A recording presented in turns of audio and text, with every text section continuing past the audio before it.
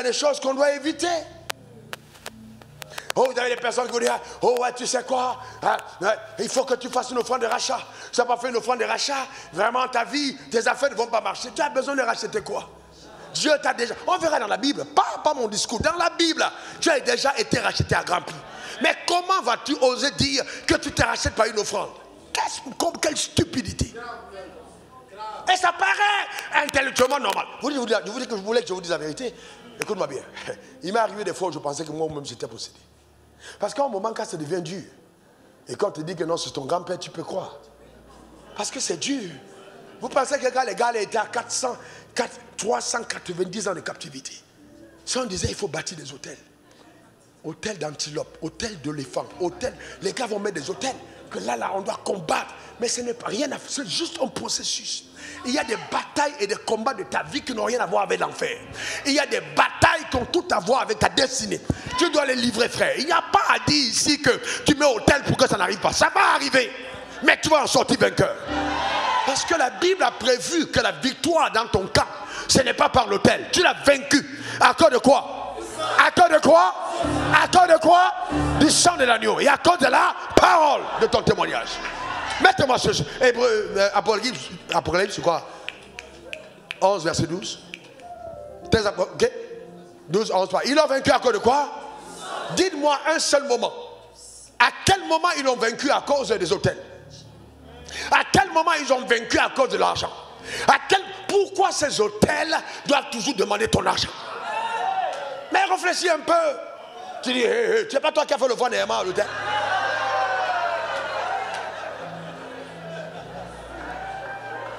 Ils l'ont vaincu à cause du sang de l'agneau. Et à cause de la parole. Voyez-vous, de la parole. Mais comment j'ai détruit un hôtel? Est-ce que je suis comme les hôtels? Si les hôtels existent, frère. Écoute-moi bien. Le niveau de prospérité que j'ai eu dans ma famille, de toutes les lignées qui ont existé, de toutes les lignées que la terre existe, quelqu'un n'est pas entré dedans. Personne n'est entré dedans. Personne. Il y a de toutes les lignées qui existent, personne n'a connu cette richesse. Personne. Et je dis personne. Mais frère, est-ce qu'il y avait des hôtels dans ma famille? Si, il y en avait. Quelle famille africaine n'a pas d'hôtel? Quelle famille africaine n'a pas d'hôtel? Quelle famille africaine n'a pas de sorcier? Quelle famille n'en a pas? Toutes les familles en ont. Alors je vais vous dire comment on fait. Comment tu fais? Dans la nouvelle alliance, tu n'as pas le droit. Comment est-ce possible, frère? Comment est-ce possible?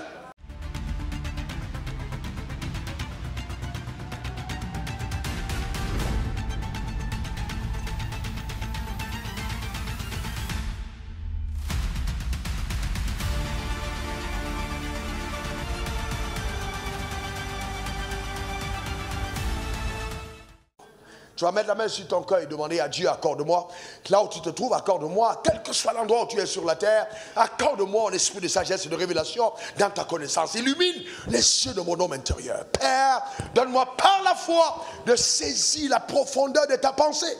Donne-moi par la foi de vivre le type d'histoire que tu m'as réservé. Je veux par la foi comprendre ta parole de Dieu dans son immensité. Ô Père, illumine les yeux de notre homme intérieur. Que Christ continue d'habiter dans le cœur de chacun d'entre nous par la foi, afin que tant enraciné, fondé dans l'amour, nous comprenions avec tous les saints la hauteur, la largeur, la longueur, la profondeur de ton amour, qui surpasse toute intelligence. Père, donne-nous de saisir les profondeurs de Dieu, les profondeurs de Dieu, les profondeurs de Dieu, les profondeurs de Dieu, les profondeurs de Dieu, dans le nom suprême de Jésus. Que ton nom soit béni. Je mets une demande solennelle devant de ton trône et je prie que par ta grâce, tu me donnes la capacité, ô Dieu Tout-Puissant, d'enseigner ta parole avec un langage tellement accessible par tous. Une profondeur réelle, une puissance démontrée et attestée par ta parole qui produit au milieu de nous divers miracles dans le nom suprême de Jésus. Que par les canaux de l'internet ou la télévision, les miracles de Dieu soient portés et que le maximum de personnes soient touchées et impactées dans le nom suprême de Jésus. Une visitation singulière, particulière, par ta grâce, au nom suprême de Jésus, j'ai prié. Quelqu'un dise Amen 3 fois. Amen. Amen. Amen. Nous allons nous asseoir dans la glorieuse, sublime présence de Dieu. Que Dieu te bénisse très abondamment. Qui est content d'être là à ce moment précis de sa vie. Gloire à l'agneau. Que Dieu bénisse ton âme. Alors je suis sur le point de partager avec toi une vérité profonde qui a illuminé ma vie et qui l'a totalement chamboulée. En fait, je vais te partager un pan de secrets qui donne à ma vie en tant qu'enfant de Dieu et en tant que ministre de Dieu de refléter, amen, cette gloire entre griffes qui peut être visible aux yeux des hommes, même aux yeux des aveugles. Amen. Demandez de dire Amen, m'embête. Exode 12, verset 23 à 36. Le sous-titre, c'est le sang de Jésus parle encore aujourd'hui. Exode 12, verset 23 à 36. Quand l'Éternel passera pour frapper l'Égypte. Je vous ai dit au départ, ici en rappel, hier surtout, que quand nous parlons de Pâques, la naissance même de la Pâque vient d'une promesse que Dieu fit à Abraham, notre père, quand il dit à Abraham, tes descendants seront captifs en Égypte pendant 400 ans, après quoi je les délivrerai et ils sortiront avec de grandes richesses. Il dit, je jugerai la nation à laquelle ils seront asservis. Donc ça fait partie de ce que j'appelle des captivités prophétiques, dans des choses qui ont été annoncées qu'aucun prophète ne peut annuler.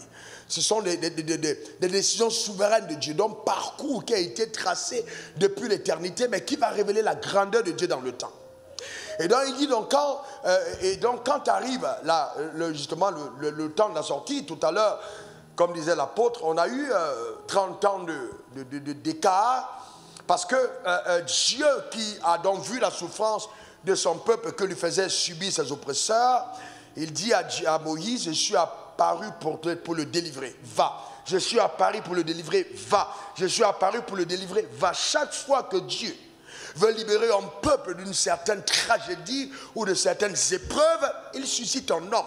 Il délivre le peuple au travers d'un homme. Et c'est pourquoi il faut donc être prêt à ce que Dieu, dans un couloir spécifique, t'utilise et puis touche le peuple par ta vie. Donne-moi ton meilleur amen. Donc, voilà donc ce qu'il va donner comme instruction à Moïse. Quand l'Éternel passera pour frapper l'Égypte, il verra le sang sur les linteaux et sur les deux poteaux. Voyez-vous, l'Éternel passera par-dessus la porte et il ne permettra pas aux destructeurs d'entrer dans vos maisons pour frapper. Il dit, il ne permettra pas. Ça veut dire donc que le destructeur sera là pour accomplir son œuvre. Mais il dit, il ne permettra pas aux destructeurs d'entrer dans vos maisons pour frapper. Ça, ce sera interdit. Dis après moi, interdiction totale. Encore interdiction totale. Dieu dit, il ne permettra pas. En d'autres termes, l'accès, voyez-vous, de l'ennemi dans la vie des hommes, Satan peut avoir obtenu une permission légale du ciel pour atteindre certaines personnes. Dans le cas de Job, Dieu lui dit, eh bien, écoute, il dit à Satan, est-ce que tu as vu mon serviteur Job? Tu as vu ce gars-là? Tu as vu comment il est? Je lui dis, Satan lui dit à Dieu, toi aussi. Comment tu peux? Job est totalement normal. Ce gars ne peut que te servir. Parce que tu l'as béni, il est tellement riche que, mais comment? Il ne peut qu'être fidèle. Vous savez, j'avais dit que même Satan, quand il rencontre Dieu, il ne prêche pas la doctrine de certaines personnes. Il dit à Dieu que la richesse rend intègre. Il dit à Dieu que la richesse rend intègre. Que Job est intègre parce qu'il est riche. Et nous prêchons pour dire que la richesse ne rend pas intègre. Satan n'a jamais prêché ça. Jamais. Il dit c'est parce que ce gars est riche, qu'il a tout ce qu'il a là, qu'il t'adore. Donc, écoute, enlève ça, tu vas voir comment le gars va te maudire. Il dit, ok, je te donne la permission. Vas-y, fais ce que tu veux, mais ne touche pas à sa vie. Donc, quand Satan descend pour attaquer Job, c'est un accord du ciel. Donc, tu ne peux rien faire. Aucune prière ne peut l'arrêter. Les décrets ont été pris au ciel pour que la famille de Job soit touchée, mais que Job soit préservé. Vous devez donc comprendre qu'il y a des accords qui régissent ta vie sur terre. Donc il y a des accords. Quand ces accords sont pris, rien ne peut arrêter. Rien ne peut arrêter. Est-ce que quelqu'un comprend ça? Très important. Donc Dieu signe une alliance qu'il signe avec Abraham. Et donc regardez ce qu'il va dire à Abraham dans Genèse 22, verset 16 à 18. Il dit ce soir, ce n'est qu'un rappel d'hier, je le jure par moi-même, parole de l'Éternel, parce que tu as fait cela, que tu ne m'as pas refusé ton fils, ton unique, tu n'as pas refusé. Alors je te bénirai, je multiplierai ta postérité comme les étoiles du ciel et comme le sable qui est sur le bord de la mer. Donc il parle là de deux postérités, clairement. Comme l'étoile du ciel, comme le sable qui est sur le bord de la mer, et ta postérité possédera les portes de ses ennemis. Regardons ce qui suit. Il dit, toutes les nations de la terre seront bénies en ta postérité parce que toi tu as obéi à ma voix. Alors les nations de la terre seront bénies en ta postérité. Alors la postérité en question, c'est bien Christ. Alors maintenant revenons sur Exode. Regardez le texte. On y va calmement. Exode, revenons sur Exode. Quand l'Éternel passera pour frapper l'Égypte, il verra le sang. Sur le linteau et sur les deux poteaux, l'Éternel passera par-dessus et ne permettra pas aux destructeurs d'entrer dans vos maisons. Continuons pour frapper. Alors, vous observerez cela comme une loi perpétuelle pour vous et pour vos enfants à perpétuité. Donc, pour dire, cette loi doit être à perpétuité observée. Voyez-vous, à perpétuité. Alors, quand on dit à perpétuité, quand s'arrête la perpétuité, hein? La perpétuité, c'est infini. La perpétuité est infinie. Donc vous observerez cela à perpétuité. En d'autres termes, tous les descendants d'Abraham doivent observer cela à perpétuité. Perpétuité. Quelle observation? Le sang sur les deux poteaux et sur le linteau, à perpétuité. Célébrez cette victoire. Maintenant, continuons. Allons-y. Allons-y, continuez s'il vous plaît. Alors, quand vous serez entrés dans le pays que l'Éternel vous donnera, selon sa promesse, vous observerez cet usage sacré. Et lorsque vos enfants vous diront que signifient tous ces usages, vous répondrez le sacrifice de Pâques en l'honneur, c'est le sacrifice de Pâques en l'honneur de l'Éternel qui a passé par-dessus les maisons des enfants d'Israël en Égypte. Lorsqu'il frappa l'Égypte et qu'il sauva nos maisons, le peuple s'inclina et se prosterna. Continuons. Et les enfants d'Israël s'en allèrent et firent ce que l'Éternel avait ordonné à Moïse et à Aaron. Il fit ainsi. Continuons. Au milieu de la nuit, l'Éternel frappa tous les premiers-nés dans le pays d'Égypte. Depuis le premier-né de Pharaon assis sur son trône jusqu'au premier-né des captifs dans la prison. Et jusqu'à tous les premiers-nés des animaux. Pharaon se leva de nuit et tous ses serviteurs et tous les Égyptiens eurent de grands cris en Égypte, car il n'y avait point de maison où il n'eût un mort. Continue. Dans la même nuit, Pharaon appela Moïse et Aaron. Il leur dit, levez-vous, sortez du milieu de mon peuple. Vous et les enfants d'Israël, allez, servez l'Éternel comme vous l'avez dit. Prenez vos brebis et vos bœufs, comme vous l'avez dit, allez et bénissez-moi. C'est-à-dire là, Pharaon, le symbole de Satan, demande la bénédiction. Tellement la terreur est arrivée qu'il y partait et bénissez-moi avant de partir. Ils sont conscients qu'il y a quelque chose de tellement étrange et surnaturel qui accompagne ces gens, que étant dans leur maison enfermée, même au palais, le premier-né tombe et il meurt. Je suis en train de dire à quelqu'un, en vertu des pouvoirs qui me sont souverainement conférés, à la célébration de cette Pâque, l'année prochaine, à la même époque, l'homme fort, le géant, la puissance satanique, les autels qui parlaient contre ta destinée sont foudroyés au nom suprême de Jésus. Donne-moi encore ton meilleur, amen. Dis encore amen. Car nous allons voir dans ce message clairement, premièrement, que l'usage que nous faisons souvent des autels, amen, en disant des autels de famille, nous allons combattre, sont un usage qui sont contre scripture, qui ne sont pas scripturaires. La manière de combattre les autels. Il y a une manière de combattre les autels. Il y a une manière de lutter contre les autels, qui ne sont pas la manière dont nous appliquons souvent le combat aujourd'hui. Nous allons le voir tout à l'heure. Eh bien, comment on fait? Est-ce que les autels de famille existent? Oui. Est-ce que les malédictions héréditaires existent? Oui. Est-ce que la puissance de Satan est réelle? Oui. Mais cependant, la manière de lutter, afin de mettre fin à cette tragédie, à ces combats, ce n'est pas la manière dont on enseigne aujourd'hui. Beaucoup de personnes ouvrent plutôt la porte à l'agissement diabolique dans leur vie en acceptant de bâtir les autels selon les normes de Dieu, hors des normes de Dieu. On va le voir tout à l'heure. Regardez la suite. Remettez le texte, s'il vous plaît. Les Égyptiens pressaient le peuple et avaient hâte de les renvoyer du pays, car ils disaient, nous périrons tous. Le peuple emporta sa pâte avant qu'elle fût levée. Ils enveloppèrent les pétrins dans leurs vêtements et les mirent sur leurs épaules. Les enfants d'Israël firent ce que Moïse avait dit, Et il demandait aux Égyptiens des vases d'argent, des vases d'or et des vêtements. Et l'Éternel fit trouver grâce au peuple, aux yeux des Égyptiens, qui se rendirent à leur demande et ils dépouillèrent les Égyptiens. Dans cette nuit-là, quelque chose d'extrêmement étrange s'est produit et le peuple d'Israël a été libéré. Donc quand nous sommes en train de célébrer la Pâque, cette Pâque que nous célébrons, nous la célébrons, c'est là son origine. C'est l'origine, voyez-vous, de la fin de la captivité d'un peuple qui a été retenu pendant 400 ans.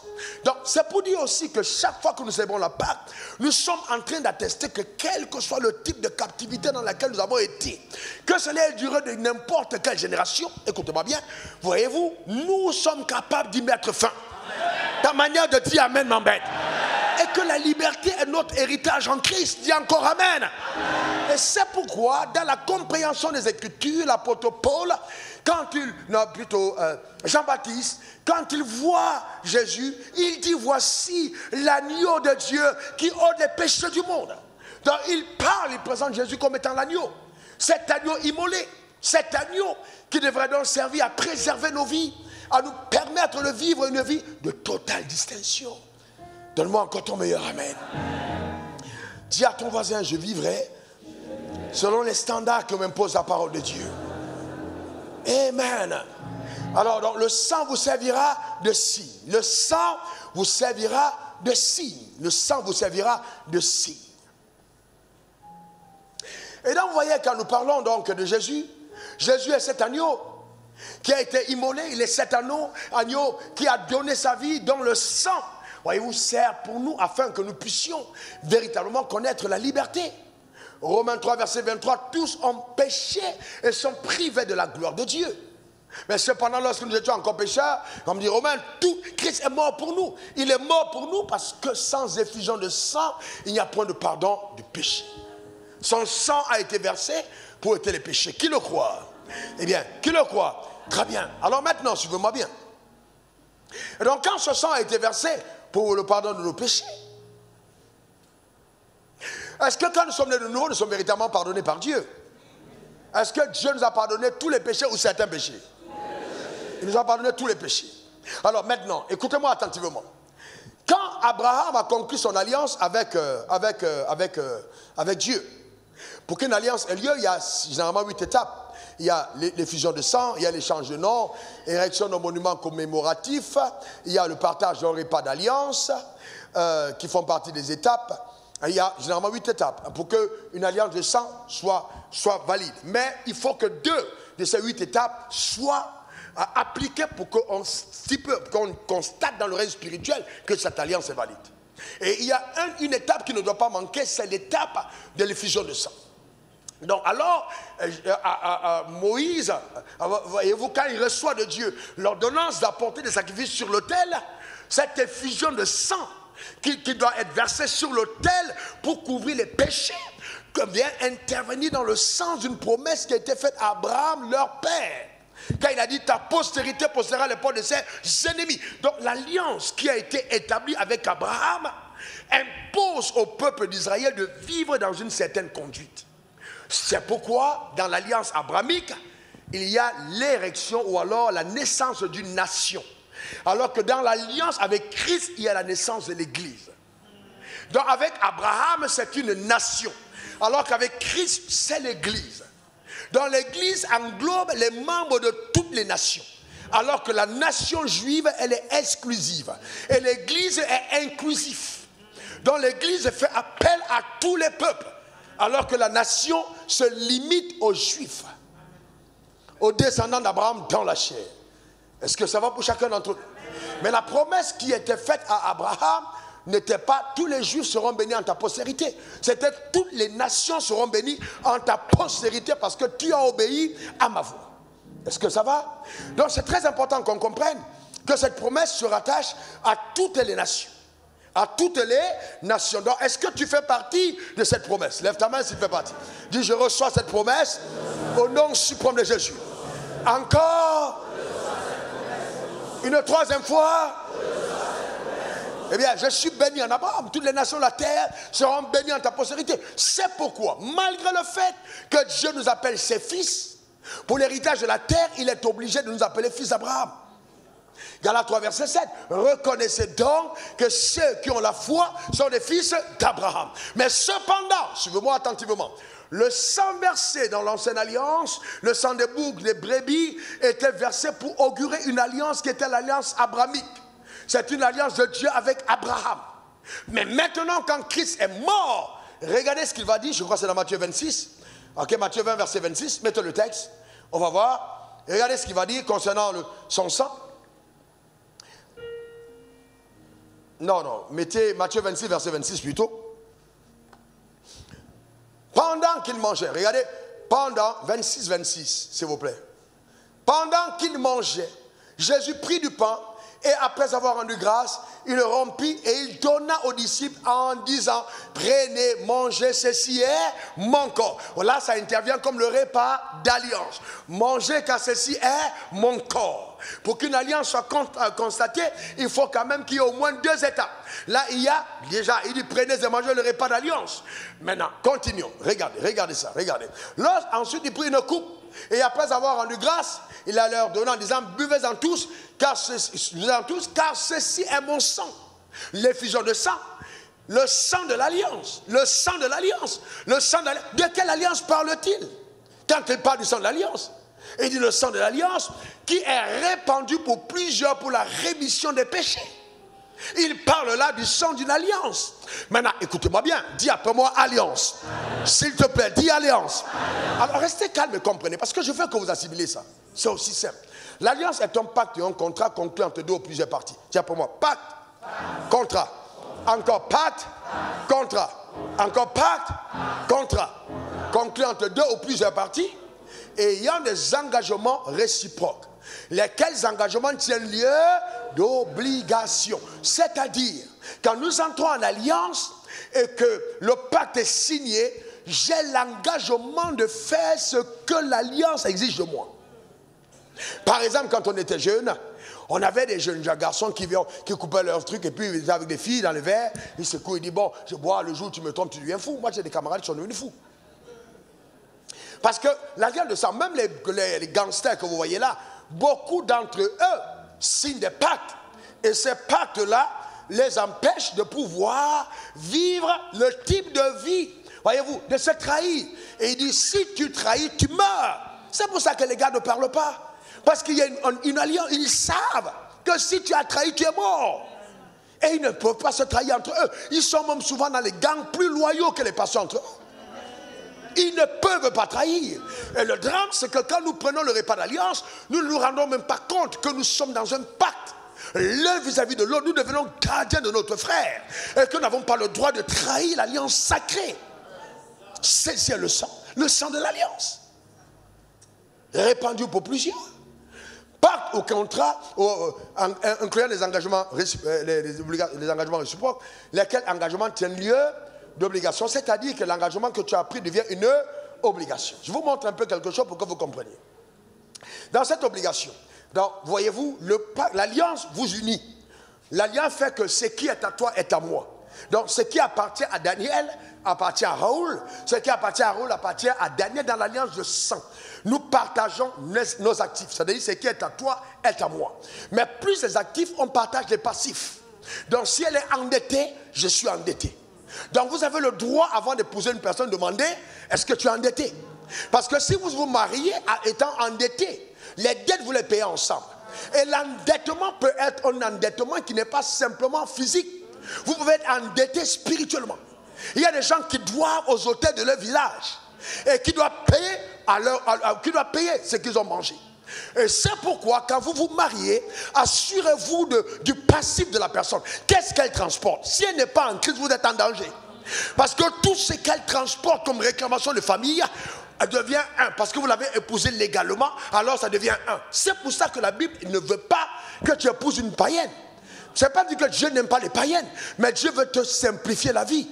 Parce qu'il sait que si tu épouses un païen, au-delà de la personne, tu entres en contact et en alliance avec les dieux qui ont combattu leur famille et qui ont accès à ta vie. Donc vous partagez les passifs et les actifs. Donne-moi ton meilleur amen. Dis après moi, passif et actif. Encore. Et dans l'alliance, selon Dieu, C'est pour ça que les mariages pacsés, les mariages bien séparés, ne sont pas des mariages de l'alliance. Ce sont des mariages de la loi. La loi est différente de l'alliance. Le mariage de l'alliance, on partage les actifs et les passifs. Il n'y a pas de bien séparé, tout est ensemble. Parce que vous devenez un. Il ne faut pas devenir un avec deux poches différentes. Deux comptes bancaires, ça, tout est ensemble. Vous comprenez ce que je suis en train de dire? C'est très important. Alors maintenant, Dieu, ça la Bible dit, donc, ayant conclu cette alliance avec Abraham, c'est pour ça que la Bible dit, il mit Abraham à l'épreuve. Il dit, bon, je veux voir ce gars même, si vraiment il est fidèle à l'alliance. Il met Abraham à l'épreuve en disant, donne-moi ton fils en unique. Vous pensez que Dieu prend l'enfant de tout le monde? Il va vous dire quelque chose qui va vous choquer. Dieu ne prend pas les enfants de tout le monde. Dieu n'éprouve pas tout le monde. Il a éprouvé Abraham parce qu'ils avaient un pacte. Dieu n'a pas besoin de prendre l'enfant de n'importe qui. Il demandait à Abraham, donne-moi. Il met Abraham à l'épreuve. Est-ce que Abraham est prêt à me donner son fils? S'il me donne son fils, alors il respecte notre alliance. Parce que selon notre pacte, ce qui est à Abraham est à moi. Ce qui est à moi est à Abraham. Donc Abraham, qui avait un père fétichiste, qui connaissait les rituels sataniques, sait que ce que Dieu demande là, il ne peut pas jouer avec. Donc il prend le fils et il sort. Il dit, Dieu m'a fait une promesse. Pourquoi la foi d'Abraham est forte? Parce qu'il y a une alliance. Il sait que Dieu ne peut pas mentir quand le sang est versé. Est-ce que quelqu'un comprend ça? Dieu ne peut pas mentir. Le sang qui est versé, si Dieu lui a dit, sa postérité possédera les portes de ses ennemis, il est certain que Dieu ne ment pas. Alors il prend son fils, il commence à imaginer. Il dit, mais attends, Dieu m'a dit ça. Mais il me demande son fils, est-ce que Dieu peut mentir? Non. Mais il a eu l'alliance. Il a engagé l'alliance. Bon, ok. Donc ça veut dire que si il prend ce fils et que le fils meurt, donc Dieu donc est capable de ramener ce fils à la vie. Donc cet imaginaire n'est pas un imaginaire de Dieu dans la tête d'Abraham. C'est l'esprit de la foi qui permet à Abraham d'imaginer tout ce qu'Abraham est capable d'imaginer. Et à partir de ce moment, il est fait à Abraham selon sa foi. C'est lui donc qui vit la résurrection pour la première fois. Ce n'est pas Dieu. C'est lui qui vit et qui imposa à Dieu la résurrection. C'est pourquoi Abraham ayant marché 3 jours avec Isaac, Jésus ne pouvait pas faire 4 jours dans la tombe. Parce que souvent les gens pensent qu'il y a le hasard. Jamais. Jamais. Dieu te rencontre au niveau de ton sacrifice. Ta manière de dire Amen m'embête. C'est sur une montagne qu'Isaac est apporté. C'est une montagne que Jésus a été crucifié. Abraham avait combien de fils? Abraham avait combien? 2 fils. Mais Dieu dit donne-moi ton fils, ton unique. Dieu avait combien de fils? Il avait 2.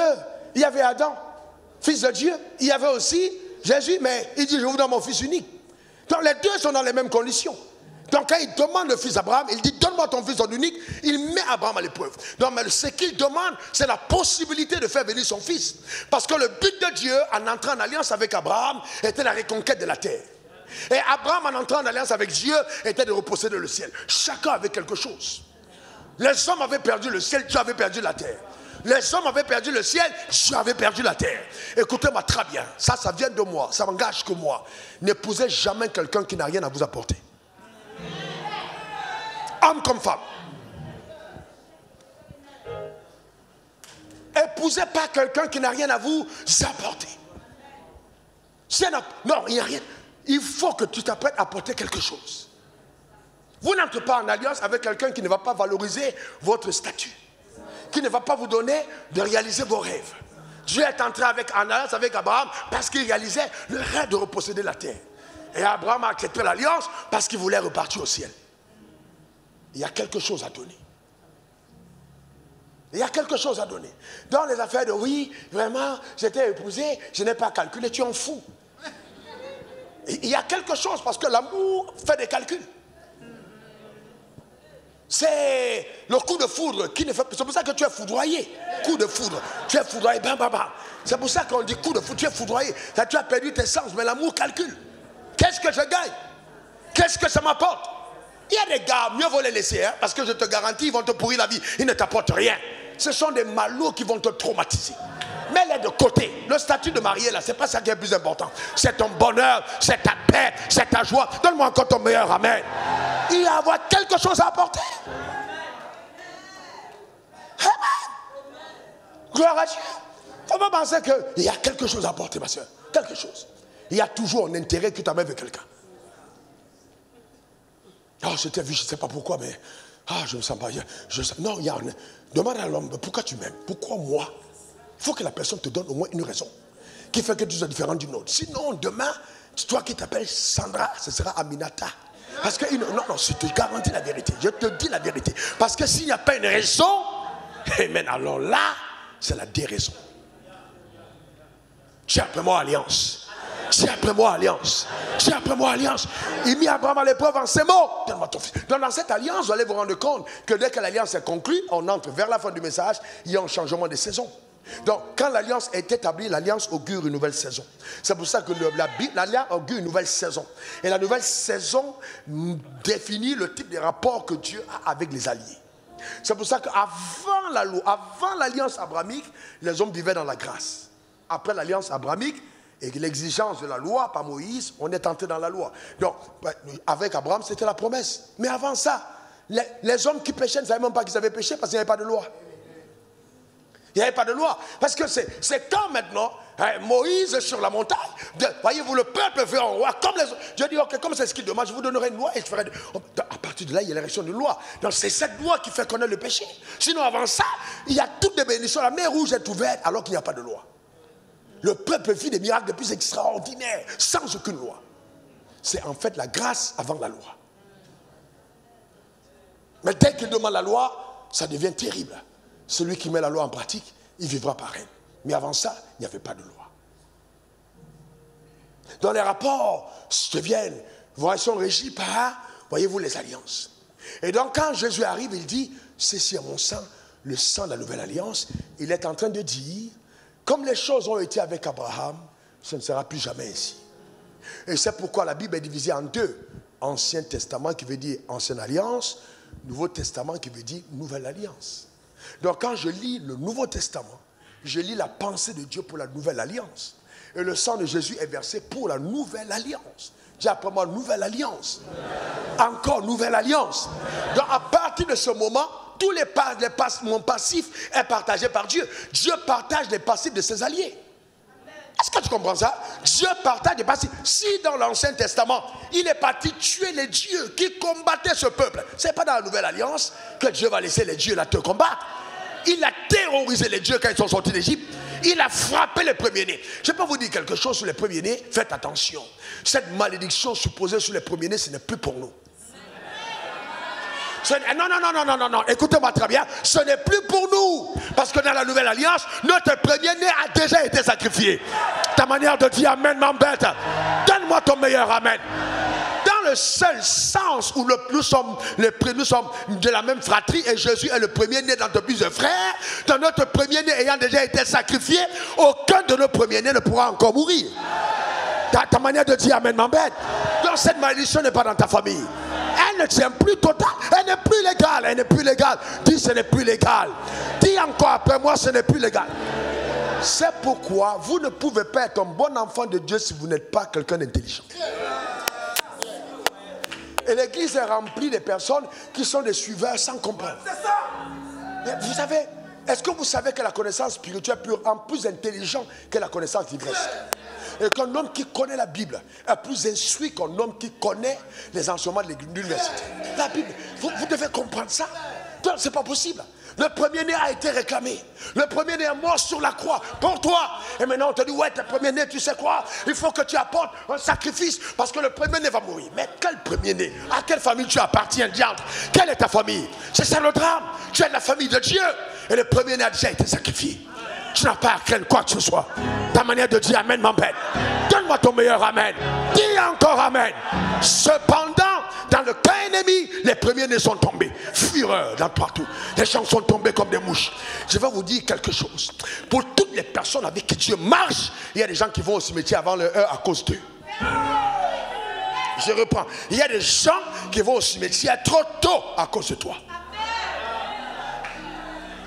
Maman, rappelle-toi, on était à l'hôpital.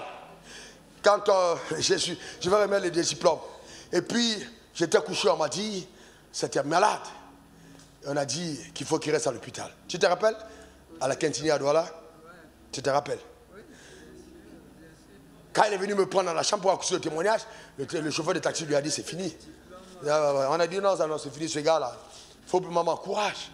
J'ai dit à moi-même, je ne mourrai pas. Je ne peux pas mourir. Vous savez, il y a des connaissances qui font que je ne meurs pas. Je ne meurs pas. On m'a mis sur le brancard. Il était 12h30, 13h. Je remettais les diplômes à 16h. Quand le gars a dit il faut qu'on le garde une semaine, j'ai dit quoi? Je me suis tourné du brancard, je suis tombé par terre, j'ai dit rentre à la maison. Ma mère m'a regardé étrangement, tout le monde me regardait étrangement. J'ai dit je rentre. J'ai commencé à ramper, j'ai dit cherche un chemin pour rentrer. On a porté un mort, on a mis sur le brancard. La Bible dit qu'il est donné aux païens de servir de rançon. Le décret avait été arrêté, ce gars mourra. L'esprit de mort est venu comme ça sur le brancard. À la dernière minute, il a fait sa chape. Et puis paf, le voile est tombé. On a mis quelqu'un d'autre. Quelques secondes après, les gens ont commencé à pleurer, le gars venait de mourir. Et je savais dans mon cœur que ce gars, il vient de prendre ma place. Je déclare sur... Ta manière de réagir m'inquiète. Donne-moi encore ton meilleur amen. Amen. Il a donné aux païens de servir des rançons. Tu ne mourras pas de la mort des hommes parce que tu es ton Dieu. Donne-moi encore ton meilleur amen. Dis encore amen. Pour certaines personnes, on peut les manger en sorcellerie, mais toi pas. Le sang de Jésus a été versé. Les sorciers n'ont pas de pouvoir sur ta vie. Ils ne peuvent pas te détruire. Donne-moi encore ton meilleur amen. Dis encore amen. Il y a des messages qui redonnent à Satan un certain pouvoir. Il y a des messages qui redonnent à Satan un certain pouvoir. Dis après moi nouvelle alliance. Dis encore après moi nouvelle alliance. Le sang de Jésus est versé pour moi. Encore. Encore. Alléluia. Amen. Donc, il y a des choses qu'on doit éviter. Oh, vous avez des personnes qui vous disent, oh ouais, tu sais quoi, il faut que tu fasses une offrande de rachat. Tu n'as pas fait une offrande de rachat, vraiment ta vie, tes affaires ne vont pas marcher. Tu as besoin de racheter quoi? Dieu t'a déjà, on verra dans la Bible, pas mon discours, dans la Bible, tu as déjà été racheté à grand prix. Mais comment vas-tu oser dire que tu te rachètes par une offrande? Quelle stupidité. Et ça paraît intellectuellement normal. Vous voulez que je vous dise la vérité? Écoute-moi bien. Il m'est arrivé des fois où je pensais que moi-même j'étais possédé. Parce qu'à un moment, quand ça devient dur, et quand on te dit que non, c'est ton grand-père, tu peux croire. Parce que c'est dur. Vous pensez que quand les gars étaient à 390 ans de captivité, si on disait il faut bâtir des hôtels, hôtels d'antilope, hôtels d'éléphants, hôtels, les gars vont mettre des hôtels, que là, on doit combattre. Mais ce n'est pas rien à faire, c'est juste un processus. Il y a des batailles et des combats de ta vie qui n'ont rien à voir avec l'enfer. Il y a des batailles qui ont tout à voir avec ta destinée. Tu dois les livrer, frère. Il n'y a pas à dire ici que tu mets hôtel pour que ça n'arrive pas. Ça va arriver. Mais tu vas en sortir vainqueur. Parce que la Bible a prévu que la victoire dans ton camp, ce n'est pas par l'autel. Tu l'as vaincu. À cause de quoi? À cause de quoi? À cause de quoi? Du sang de l'agneau. Et à cause de la parole de ton témoignage. Mettez-moi ce Apocalypse, c'est quoi? 11, verset 12. Ok? 12, 11, 3. Ils l'ont vaincu à cause de quoi? Dites-moi un seul moment. À quel moment ils l'ont vaincu à cause des hôtels? À quel moment ils ont vaincu à cause de l'argent?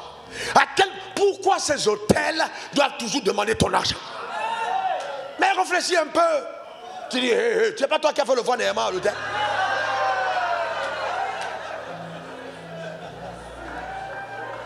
Ils l'ont vaincu à cause du sang de l'agneau. Et à cause de la parole. Voyez-vous, de la parole. Mais comment j'ai détruit un hôtel? Est-ce que je suis comme les hôtels? Si les hôtels existent, frère. Écoute-moi bien. Le niveau de prospérité que j'ai eu dans ma famille, de toutes les lignées qui ont existé, de toutes les lignées que la terre existe, quelqu'un n'est pas entré dedans. Personne n'est entré dedans. Personne. Il y a de toutes les lignées qui existent, personne n'a connu cette richesse. Personne. Et je dis personne. Mais frère, est-ce qu'il y avait des hôtels dans ma famille? Si, il y en avait. Quelle famille africaine n'a pas d'hôtel? Quelle famille africaine n'a pas d'hôtel? Quelle famille africaine n'a pas de sorciers? Quelle famille n'en a pas? Toutes les familles en ont. Alors je vais vous dire comment on fait. Comment tu fais? Dans la nouvelle alliance, tu n'as pas le droit. Comment est-ce possible, frère? Comment est-ce possible? Attendez. Tu es prêt pour ça? Est-ce que tu es prêt pour ça? Ah, frère, je ne comprends pas. On va revenir dessus. Mais je vais te montrer quelque chose. Parce que, regarde Hébreux 10, verset 14 à 10 à 14. Regarde ça. Parce que quand on parle d'autel, l'autel reçoit quoi? Le sacrifice. C'est en vertu de cette volonté que nous sommes sanctifiés. Par l'offrande du corps de... Non, est-ce que tu es là? Lève la main si tu es là. Et c'est en vertu de cette volonté que nous sommes sanctifiés par l'offrande du corps de... Donc, en d'autres termes, notre sanctification n'intervient pas par nos offrandes. Et là, vous voyez, la mise à part n'intervient pas par nos sacrifices d'argent. Pas possible. La Bible dit l'offrande du corps de Jésus une fois pour toutes.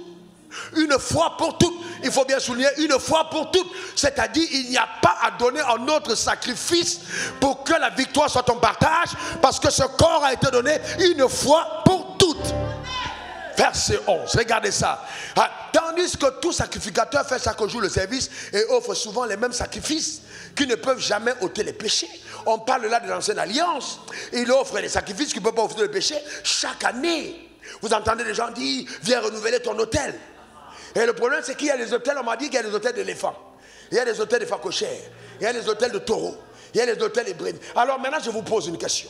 Tu as une grande destinée, comme moi là, une grande destinée. Tu habites où j'ai habité à Bobo là, où quand il pleut, tu sors la nuit, tu te mets sur la fenêtre. Quand on se mettait en rang, j'ai les techniques pour bloquer quand tu vas aller aux toilettes. Il y a des techniques, tu bloques d'une certaine manière. Tu pousses et tu refais remonter le désir. Amen. Non, ce sont des choses que la galette enseigne. Je n'ai pas honte de dire j'étais là. Tu comprends? Tu fermes et tu attends.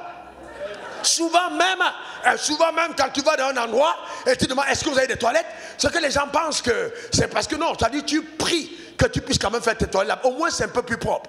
Et tu arrives à un endroit où toi-même tu te mets dessus, tu regardes, tu vois les asticots qui sont en train de tourner en bas.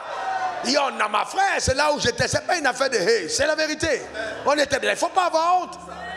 C'est là-bas où j'étais, frère. C'est là-bas où j'étais. Donc, si nous, là, qui n'avions pas d'argent pour faire les sacrifices des bœufs, d'éléphants, on va pas prospérer.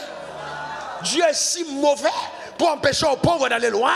Alors qu'il dit aux pauvres, dit que je suis riche, comment va-t-il demander un sacrifice de mouton à un gars qui ne peut même pas acheter? Amen. C'est pas possible. C'est pas possible. Il faut qu'on arrête les arnaques.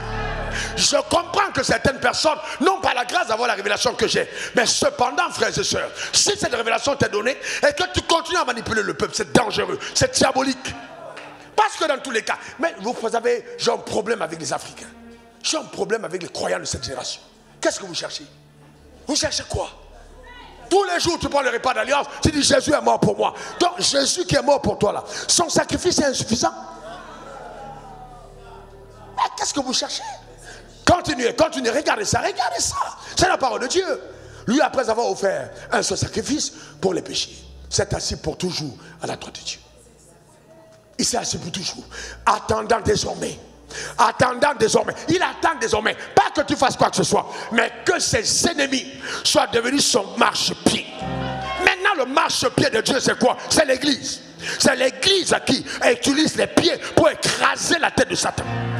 C'est l'église. Parce que lui, il ne met plus les pieds sur la terre. Il met les pieds sur la terre au travers de ta vie. Je déclare que tu marches sur la puissance des ténèbres. Ta manière de dire amen m'embête. Donne-moi ton meilleur amen. Dis encore amen. Suis-je en train de dire que les offrandes ne sont pas utiles à la personne? Jamais je n'ai dit ça. Mais je suis en train de dire qu'aucune offrande ne pourra se tenir sur l'autel pour te racheter dans un autel quelconque. Impossible. Impossible. Ce n'est pas possible. Ce n'est pas la Bible. Et si tu as fait ça, tu as offensé le sang de la grâce et une malédiction te poursuit. Tu as besoin de demander pardon à Jésus. Tu as insulté le sacrifice de Christ. Tu es en train de dire, oh, Seigneur Jésus, je sais que tu es mort, mais pour moi là, qui suis Baoulé, qui suis Annie, qui suis Bamileke, j'ai besoin d'un autre sacrifice. Je vais construire mon autel, parce que l'autel de la croix là, c'est pas suffisant pour moi. Et toi-même tu portes maintenant ton bélier. Et tu dis, enfin l'agneau de Dieu là, c'était pour Dieu. J'ai entendu des stupidités du genre, Jésus est mort pour qu'on aille au ciel. Il a pardonné nos péchés pour le ciel. Maintenant, en ce qui concerne les choses de la terre, on a bâti des hôtels. Mais quelle insulte! Quelle insulte! Quel hôtel? Quel hôtel a bâti? Montrez-moi dans la Bible un seul passage qui crédite le fait de construire dans la nouvelle alliance. Un seul. Vous savez, vous prenez la Bible dans l'ancienne alliance. Pourquoi vous êtes dans l'alliance ancienne? Ceci est mon sang, le sang de la nouvelle alliance. La nouvelle alliance avec le nouveau protocole, les nouvelles exigences. Et dans cette nouvelle alliance, tout ce qui est à Dieu est à moi. Tout ce qui est à moi est à Dieu. Le vrai problème, c'est quoi? C'est que dans la nouvelle alliance, Tu donnes à Dieu 2% et tu veux 100% de Dieu. Voilà le vrai problème. Il dit, ok, on a dit que tout ce qui est à moi est à toi. Tout ce qui est à toi est à moi. Moi, je t'ai donné 100% et maintenant tu veux avoir tout de moi avec 1%. Voilà le vrai problème. En fait, c'est ton infidélité aux exigences de l'alliance qui maintient ta vie en retard. Ce n'est pas, non, c'est l'infidélité. Parce que si tu obéissais à Dieu et que tu suivais l'instinct de l'esprit qui te conduit à faire ce que Dieu te demande, tu aurais des percées inimaginables. Parce qu'il faut que la loi de la mesure intervienne pour te permettre d'aller en autre palier. Ça n'a rien à voir avec un nouvel hôtel. Voyez-vous? Donc tout ce que tu fais est quand même en l'honneur de ce que Christ Jésus a payé un prix éloquent à la croix pour ta vie. Amen. Mais regardez maintenant Hébreux. Ils ont vaincu à cause du sang d'agneau et à cause de la parole de leur. Ils ont vaincu à cause du sang d'agneau, à cause de la parole de leur. Ils ont vaincu à cause du sang d'agneau, à cause de la parole de leur. Maintenant, suivez-moi bien. Asseyez-vous un moment. Je veux qu'on comprenne. Pas d'excitation. Est-ce que tu as compris? Tu fais ça, j'ai compris. Tu as compris? Maintenant, attends, je t'explique quelque chose. Maintenant, la Bible dit, ils ont vaincu à cause du sang d'agneau, à cause de la parole de leur témoignage. Maintenant, regardez 1 Jean 5, verset 4. Parce que c'est très beau. Hein? Ah ben, après ce séminaire, c'est que le temps nous manque. Nous allons vous décerner l'agrégation de la rédemption. Donc, agrégé en connaissance de la rédemption. Parce que ce sont les diplômes qu'on vous donne pour vous dire dans le domaine de l'esprit, vous êtes des agrégés. Vous connaissez des profondeurs. Vous êtes inébranlables. Vous êtes des personnes qu'on ne peut pas secouer. Vous n'avez pas besoin de manipulation. Vous êtes stable. 1 Jean 5, verset 4. Regardez ce qui est écrit. Regardez ce qui est écrit. Parce que tout ce qui est né de Dieu, tout ce qui est né de Dieu, triomphe du monde. Tout ce qui est né, donc chaque fois que tu as pris naissance dans le royaume de Dieu, la Bible dit que tu triomphes du monde. Dans toute adversité du monde, la victoire est ton partage. Il n'y a pas une bataille dans le monde qui peut t'emporter. Parce que tout ce qui est né de Dieu triomphe du monde. Maintenant, la victoire qui triomphe du monde, remettez, c'est nos autels. C'est nos autels. C'est nos sacrifices. C'est quoi? C'est notre foi. C'est notre foi. C'est quoi? C'est notre foi. Dis après moi, c'est ma foi. Encore. Pendant cette semaine, nous avons entendu dire, répéter ici, et c'est pas moi qui le disais, c'est un homme rempli de l'esprit de foi qui vous dit aussi, la foi consiste à parler. Moi, la foi consiste à parler. Je vis aujourd'hui ce que j'ai déclaré hier. Oh, c'est simple. Quelqu'un dira, mais c'est trop simple. Mais Dieu n'a pas compliqué les choses. Comment est-ce que Dieu a amené l'or à l'existence? Il a fait comment? Les animaux, il a fait comment? Le pétrole, il a fait comment? Comment penses-tu que la parole est trop simple?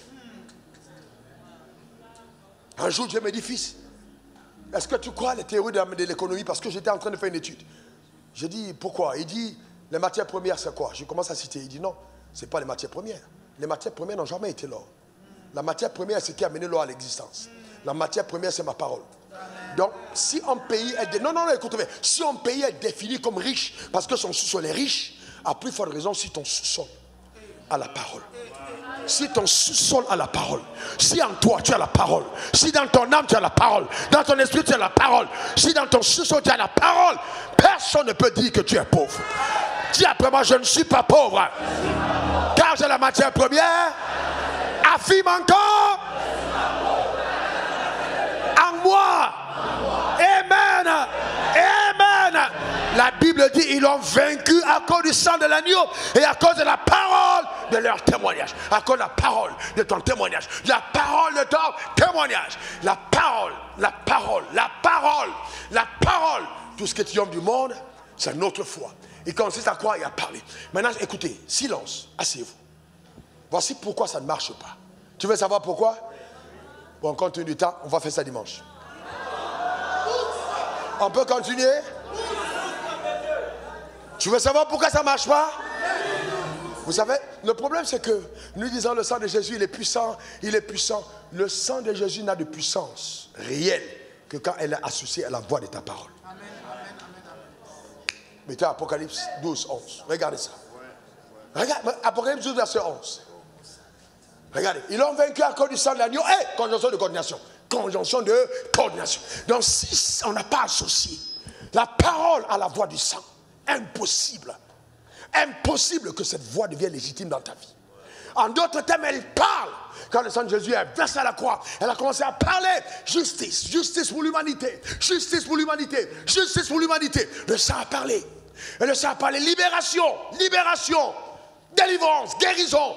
Le sang parle. Mais maintenant, quand le sang a parlé de toutes ces choses, destruction des autels, c'est terminé. Le règne est arrivé. Le salut est arrivé. Le sang parle. Mais maintenant, pour que la parole du sang devienne effective, la Bible dit qu'il faut que ta voix soit en accord avec la voix du sang.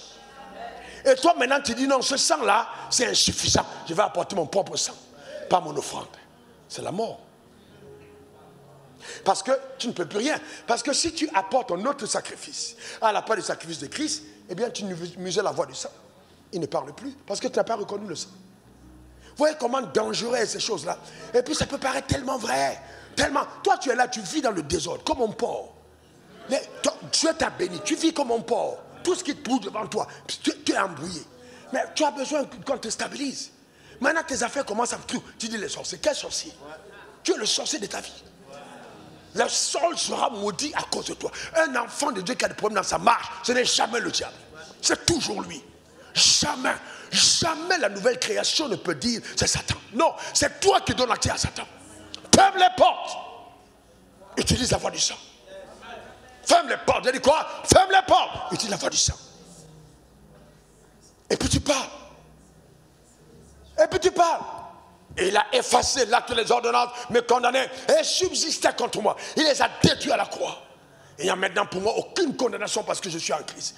Car la loi de l'Esprit de vie en Christ Jésus m'a affranchi la loi du péché et de la mort. Aucune puissance satanique, aucun dieu de ce village ne pourra m'empêcher de vivre le type d'histoire que Dieu me réserve. Je déclare que je suis béni en Christ. J'affirme que je suis la tête et non la queue. Je suis en haut et non en bas. Les gens prendront de l'ascenseur, l'escalier, mais moi je prends l'ascenseur de Dieu. Je vais à la vitesse de sa parole, par la puissance de Dieu, dans le nom suprême de Jésus. Donne-moi encore ton meilleur amen. Dis encore amen. Révérend à soi. J'ai demandé à Dieu un jour, et ma femme, vous savez, moi je préfère vous dire la vérité. Je ne sais à rien. C'est dans tous les cas, au ciel on va raconter nos histoires. Il y aura pas, tu vas parler faux, là, ta bouche est ferme. Au ciel on ne ment pas. J'ai demandé à Dieu, moi-même, Dieu, pourquoi tu m'as béni si vite? J'ai demandé à Dieu. J'ai eu mon premier milliard en 2007. J'avais 36 ans. Après, j'ai demandé à Dieu pourquoi tu m'as béni si vite. Et puis Dieu m'a dit, je voulais attester que je marche avec toi et que tu marches avec moi. J'ai accéléré les choses parce que tu vivais des combats. Et si je n'avais pas fait ça, les gens auraient cru que je ne suis pas avec toi. Donc j'ai accéléré. Ça devait venir plus tard, mais j'ai activé ça plus tôt. Parce que tu es passé par une telle bataille. Et ta manière de crier à moi, je l'ai fait. Quand je t'ai dit, garde le calme. Mon action sera ta réaction. J'ai décidé d'agir de cette manière pour que tout le monde ferme la bouche et se rende compte que je suis avec toi. Donc il y a des choses qui arrivent à cause de l'alliance.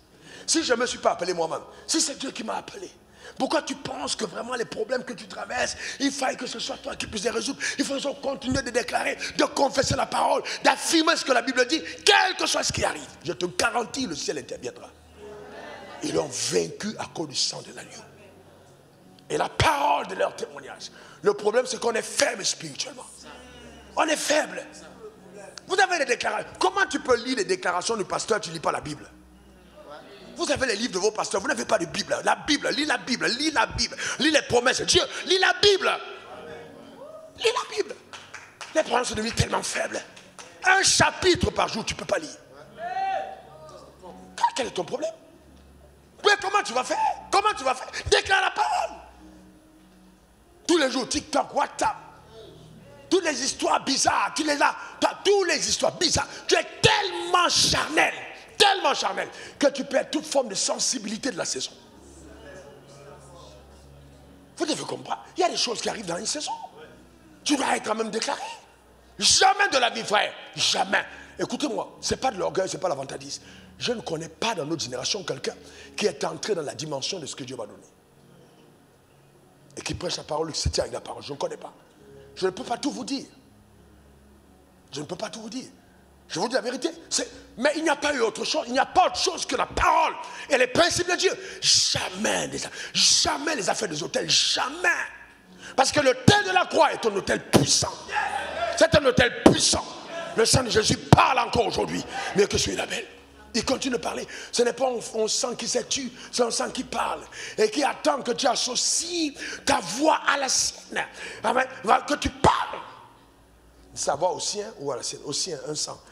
La voix, tu vois, tu associes la voix que tu parles. Le problème, c'est que tu ne parles pas et tu es émotif. On te dit déclare quelque chose, tu déclares, maintenant tu es là. Et puis la semaine après, tu as oublié ce que tu as dit. Mais où est ta foi? Sur quel fondement tu te trouves? Tu deviens manipulable. Voyez-vous, il faut que ça s'arrête. Il faut que ça s'arrête. Comment je fais pour vaincre un hôtel?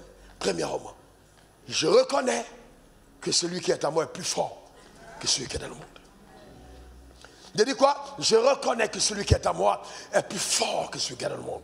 Ils me feront la guerre, mais ils ne me vaincront pas. Je le reconnais. Que je prends appui sur Dieu, numéro 1.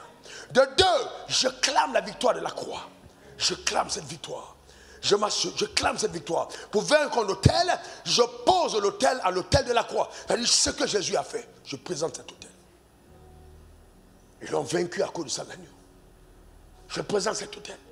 J'accepte la voix du sang. J'accepte la voix du sang. Frère, j'accepte. Il n'y a pas plus grande offrande que le sang de Dieu.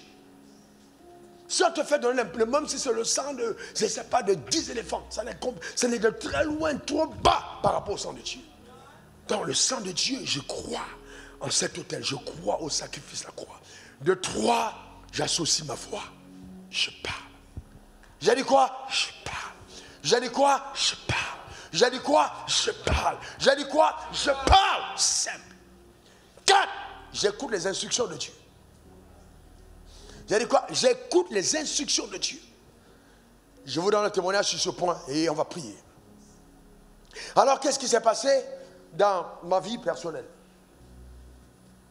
Mon père est décédé. J'ai été choisi par toute ma famille comme étant, par mon père déjà et puis mes frères, comme étant le successeur à mon père. Et moi, je suis prédicateur de la parole. Je dis, oh, vos affaires là, ça m'intéresse pas. D'ailleurs, au deuil de mon père, j'ai dit à ma mère, tu ne fais pas les rituels. Tu es avec mes frères, tu ne fais pas ça. Tu ne rases pas ta tête, tu ne te roules pas par tête, tu ne portes pas des habits de deuil qu'on porte là pour s'identifier. On est enfant de Dieu. On l'a fait. On est parti du village. Et moi, j'ai laissé le village. J'ai dit, ça ne m'intéresse pas, je m'en vais. Et puis, quelque temps, je suis en train de prier. Le Seigneur me dit, penses-tu que c'est par hasard que j'ai fait de toi le chef de la famille? Il dit, va mettre fin aux adorations qu'il y a dans ta famille. Va arrêter ça. Et donc, dans notre famille, quand tu mets, on coupe ta tête. On prend la tête, on la garde quelque part. Et puis on met quelque part. Et puis après, quand vous avez un problème, vous venez parler à la tête. Et vous trouvez la réponse, des morts qui vous donnent des réponses pour aller régler vos problèmes. Donc, vous savez, on ne joue pas avec. Et puis il y a des arbres sacrés qui sont dans la cour. Et bien aux arbres sacrés, maintenant, c'est là où tu viens donner le sacrifice. Donc ce sont des hôtels de famille. On ne joue pas avec ces arbres. Donc quand j'appelle mon frère, je dis, ah voilà ce que Dieu me dit. Il me dit, mon frère, il faut d'abord qu'on entre en retraite parce que ça c'est un combat sérieux. Je lui dis, mais Dieu m'a donné sa parole. Vous savez, quand Dieu te donne ta parole, tu es couvert pas par tes prières, mais tu es couvert par sa parole. Non, attendez. Le drame, c'est que quand Dieu te donne sa parole, tu veux associer tes prières pour penser que ta prière te protège. Comme si la parole était insuffisante pour te protéger. Non, je vais aller plus loin. Écoutez-moi très bien. Même quand tu refuses la parole que tu as entendue, elle a le pouvoir de te ramener à l'ordre. Même Jonas refusant de partir à Ninive parce qu'il a entendu la parole a mis tout en marche pour que Jonas arrive à Ninive. Donc ce ne sont pas les hôtels de famille de Jonas qui l'a livré des combats contre les hôtels qui l'ont amené à Ninive. La parole de Dieu l'a amené à Ninive. Quand il est tombé dans l'eau, la parole a couvert pendant 3 jours. Il a respiré parce que la parole a donné de la respiration. D'ailleurs, la parole a éloigné les requins, la parole a rapproché la baleine, il est entré dans le ventre, il respirait pendant 3 jours et il est parti à Ninive. Et quand on demande à Jésus un miracle, il dit, vous n'aurez pas d'autre miracle en dehors de celui de Jonas. Donc même la désobéissance de Jonas était un miracle. Il y a un miracle dans la désobéissance parce que la parole a été entendue. Aussi puissante est la parole que Dieu nous donne. Puissante. C'est pour ça que la réelle foi ne vient pas seulement de ce que tu lis, mais de ce que tu entends Dieu te dire. Qu'est-ce que Dieu t'a dit? Est-ce que Dieu t'a parlé? Pourquoi tu paniques? Il t'a dit que tu vas être multimilliardaire. Il t'a dit que tu auras un grand ministère. Il t'a dit que tu vas être levé. Il t'a dit que tu es un chef d'État. Il t'a dit que tu es ton ministre. Il t'a dit que tu es puissant. Il t'a dit, tu l'as entendu. C'est pas moi qui te l'ai dit. Tu as entendu cette voix. Pourquoi doutes-tu de cette capacité que Dieu a d'amener à manifestation ce qu'il dit? Il n'y a pas à douter. Je suis parti. Tu sais quoi, Cédric? J'arrive au village, j'avais un fils passé dans l'autre ville à côté, Bafsam, non, mon à Banjoun. Je lui dis, j'arrive, il faut que tu trouves une tronçonneuse. Et puis, il dit aux gens, tronçonneuse, on dit c'est pourquoi? Il dit, couper un arbre sacré. Les gars, il dit jamais. Les gars sont dans la ville, ils savent ce que c'est que l'arbre sacré, tu ne peux pas t'amuser. Alors il a trouvé un autre, il dit, écoute, trouve un autre, ne lui dis rien, dis-lui de venir, Et puis, dis-lui que le gars qui t'appelle là, c'est un gars terrible. Son niveau là, ça y est, il opère dans un autre niveau. Les sorciers, c'est les petits frères. Donc le gars est convaincu, il vient, il se dit, bon, on va couper, il me regarde. Et puis je dis, t'inquiète pas, ça, là je vais installer moi mon niveau de puissance là, ici dans cette cour. Et puis la porte comme ça, et puis je prends l'huile d'onction. Je tourne la bouteille comme ça dans ma main. Là je deviens très sérieux, voyez-vous, je tourne sur mes mains, je tourne. Le gars regarde,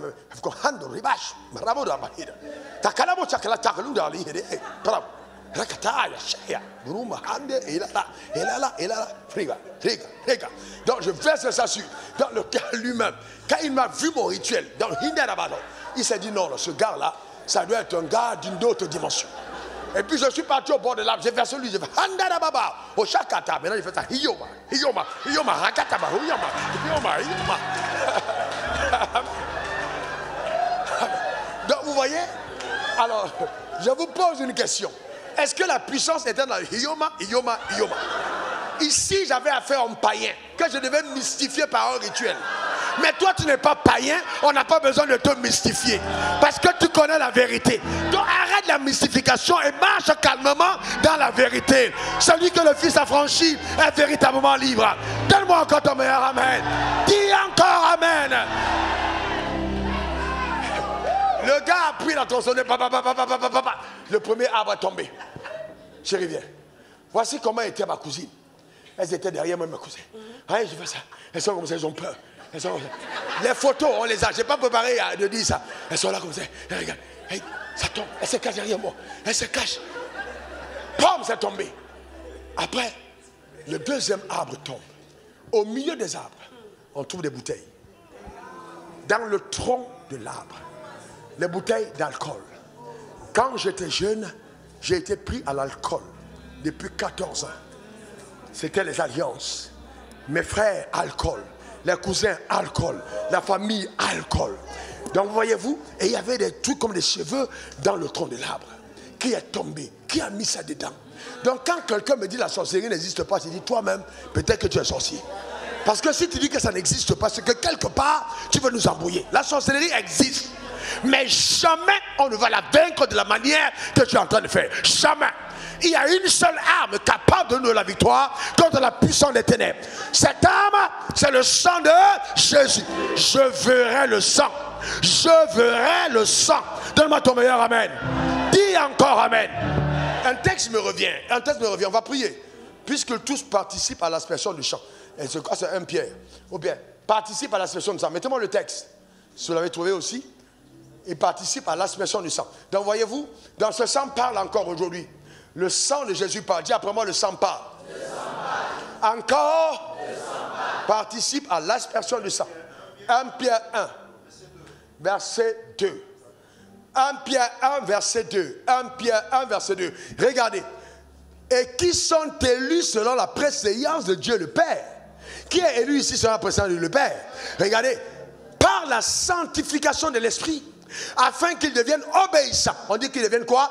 Obéissants. Et qu'ils participent à l'aspersion du sang. Ça veut dire quoi? Que tu es devenu le chef de famille.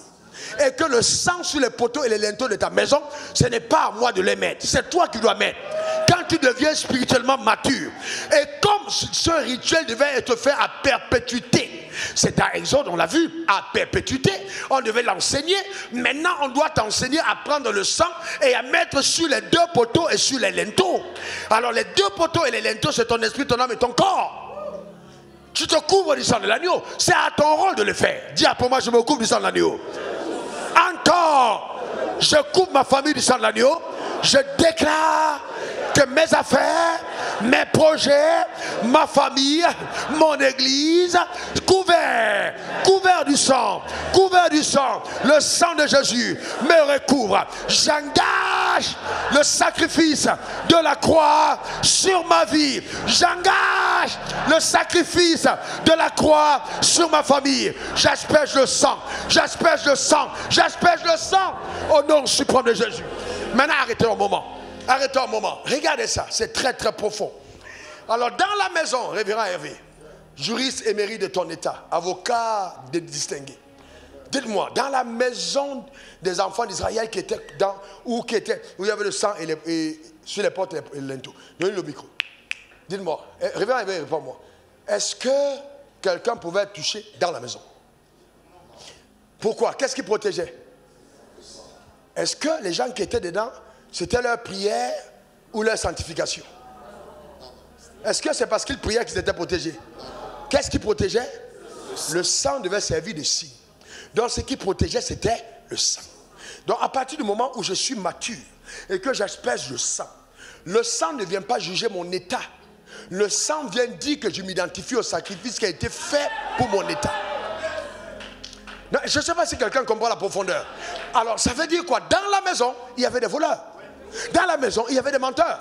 Il y avait des murmureurs. Il y avait des adultères dans la maison.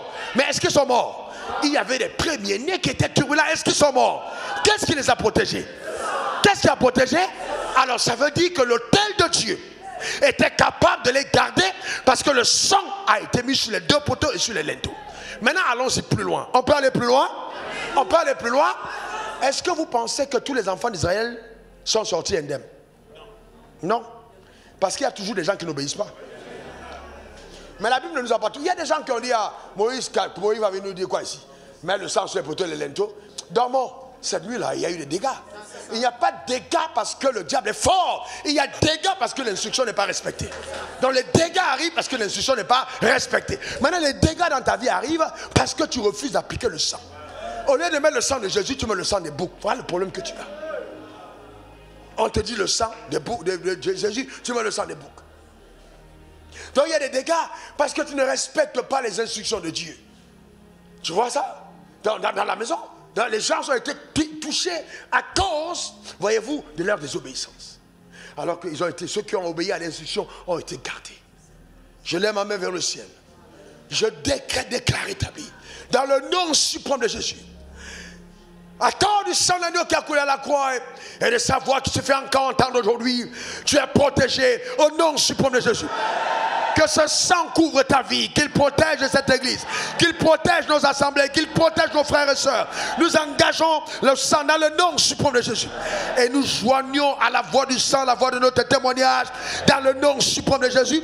Et nous appelons la liberté, la délivrance, dans le nom suprême de Jésus. Donne-moi encore ton meilleur amen. Dis encore amen. Une dernière fois amen.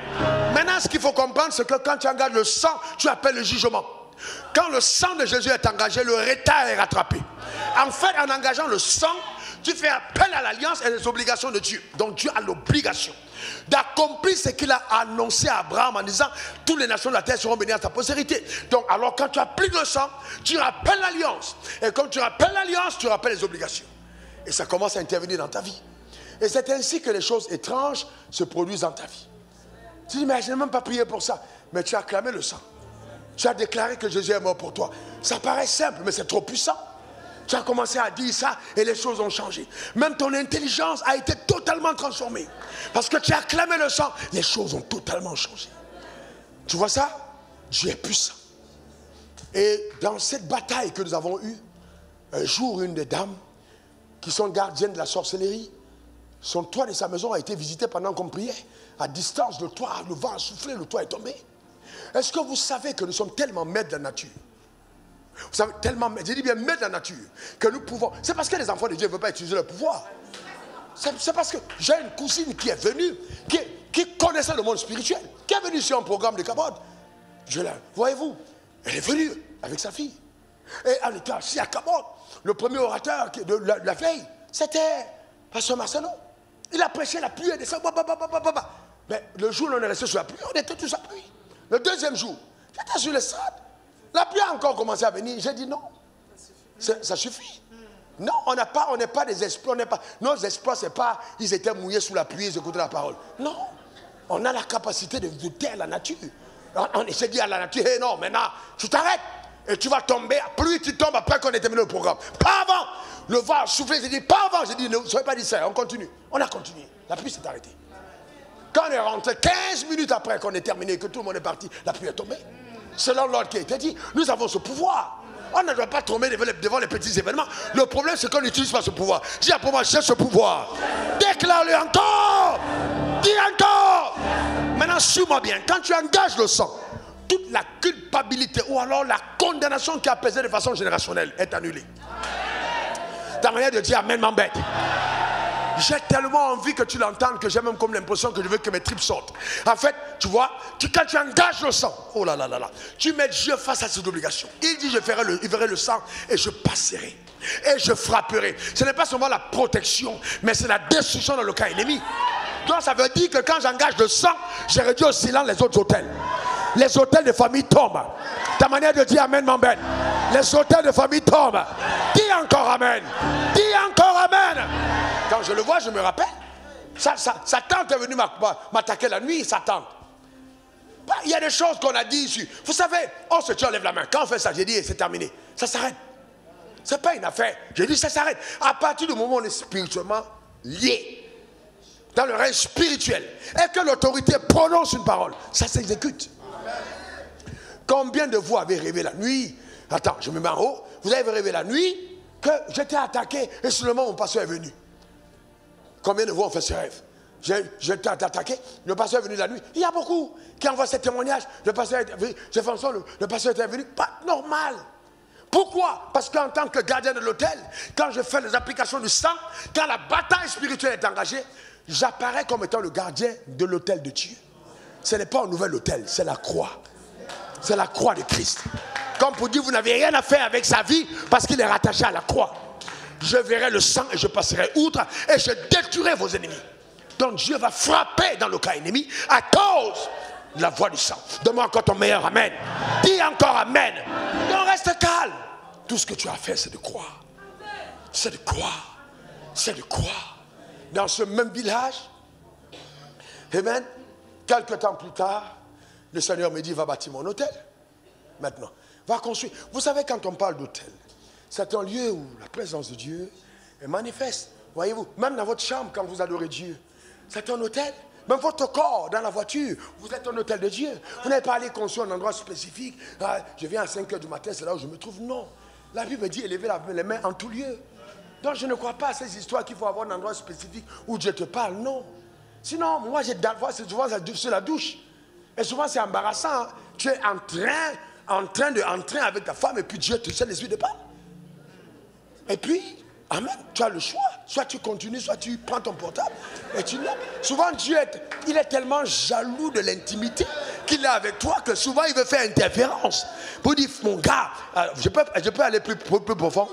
Pourquoi vous pensez que c'est sur le zizi que Dieu a mis l'alliance? Non, je vous pose une question. Vous posez, il aurait pu mettre sur l'oreille, non? Pour que quand tout le monde voit, on sait que c'est un serviteur de Dieu. Pourquoi il a caché sur le zizi? C'était pour quelqu'un qui voit. C'est que quand il se déshabille, c'est devant sa femme. Quand sa femme regarde, il dit, hey, attention, le gars là, il a l'alliance avec. C'est ça que, c'était pour rappeler. Et lui-même, que quand il est en train de s'amuser, il dit, tu t'amuses bien, mais il y a une alliance. C'est pour ça qu'il s'est placé là. Tu vas se placer là, pourquoi? Ouais, il faut te poser la question. C'est pour que tu réfléchisses. Il y a une alliance. Tu dis quoi? Non, je reprends. Je dis ceci. Tu y a un homme, le signe de la circoncision était placé sur le zizi. Donc on doit circoncire. Le signe d'alliance. Plutôt le signe d'alliance. Qui prouve que la personne est un allié de Dieu, on le circoncis. Maintenant, pourquoi on n'a pas fait sur l'oreille? Est-ce que quand tu as circoncis, les sorciers voient ça? Non, je te pose une question. Est-ce que les sorciers voient? Est-ce que parce qu'ils ne voient pas, tu n'es pas protégé par l'alliance? Pourquoi vous voulez toujours penser qu'il faut que ce soit des choses spectaculaires? Donc si Dieu met là, ce n'est pas pour les sorciers. Ce n'est pas pour les sorciers. Il le met là pour celui qui voit ça. Donc qui voit ça tout le temps? Toi numéro 1 et ta femme numéro 2. Que dans vos affaires, vous êtes en train de faire là. Ne faites pas comme Adam et Ève, vous mangez des affaires sans savoir qu'il y a que Dieu au ciel. Il faut vous rappeler. Il faut vous rappeler que Moula, il y a une alliance. Donc quand tu regardes ton homme là, tu sais qu'il y a une alliance. Quelqu'un me donne son meilleur amen. Je déclare sur ta vie que cette alliance parle en ta faveur. Donne-moi encore ton meilleur amen. Dis après moi, j'ai une alliance. Encore. Et je suis reparti dans ce même village, au milieu de mes frères que j'aime tant. Et sur 5000 mètres carrés, j'ai bâti une maison pour ma mère. Mais cette maison en l'honneur de ma mère, je dis, ça s'appelait Manoir Honorine. Les gens quittent les contrées environnantes. C'est la tour Eiffel de la région. Les gens trouvent qu'il y a rencontré. Ils viennent et puis ils prennent des photos. On dit c'est la maison du pasteur. Je vous pose une question. Quand les gens passent et ils entendent maison du pasteur, et on leur a dit que le pasteur et les crânes, ça ne marche pas ensemble. Et que finalement le pasteur a mis une maison que les crânes n'ont pas donnée. Comment vous pensez que les gens ne réfléchissent pas? Ils vont se dire, ah bon, donc ces gens-là, ce n'est pas des tarés alors. Donc c'est des gens qui réfléchissent quand même. Et il n'a pas fait ça pour lui, il a fait ça pour sa mère. Donc s'il a fait ça pour sa mère, à quoi ressemble ce qu'il fera pour lui-même? Que le Dieu que nous servons te bénisse au nom suprême de Jésus. Et il dit, je veux bien, il dit, vous ne sortirez pas les mains vides. Il dit, quand je vais mettre le sang sur les deux poteaux, les linteaux, vous ne sortirez pas les mains vides. En d'autres termes, cette alliance du sang oblige la richesse. J'ai dit quoi? J'ai dit quoi? J'ai dit quoi? Donc quand quelqu'un dit que tu as cru en Jésus, tu as cru à son sang versé et il te fait croire à la pauvreté, c'est un ignare spirituel. Il est voilé, il ne comprend rien. Parce que le sang oblige l'avènement des richesses. Parce que le sang pardonne le péché. Et le péché a été la porte d'entrée de la pauvreté, de la maladie, des malédictions. Donc si le péché a été ôté totalement, les conséquences ne restent pas. Donc pour un enfant de Dieu malade, c'est illégitime. Un enfant de Dieu pauvre, c'est illégitime. Un enfant de Dieu faible, c'est une injustice. Amen. Ce n'est pas normal. Et à partir de ce moment, cette injustice, vous pouvez porter plainte à la Cour céleste de justice. Vous savez qui vous accusez? Dieu. De n'avoir pas été responsable de l'alliance à votre égard. Et il vous montrera que ce n'est pas ma faute. Vous savez, quand je dis ça, les gens ils me regardent. Comment je veux porter plainte à Dieu? Il dit, viens, plaidons. Quand vous avez plaidoirie, la plaidoirie, c'est qu'il y a une réquisition. Explique-nous bien ce que ça. Quand on plaide, c'est quoi? C'est quoi la plaidoirie?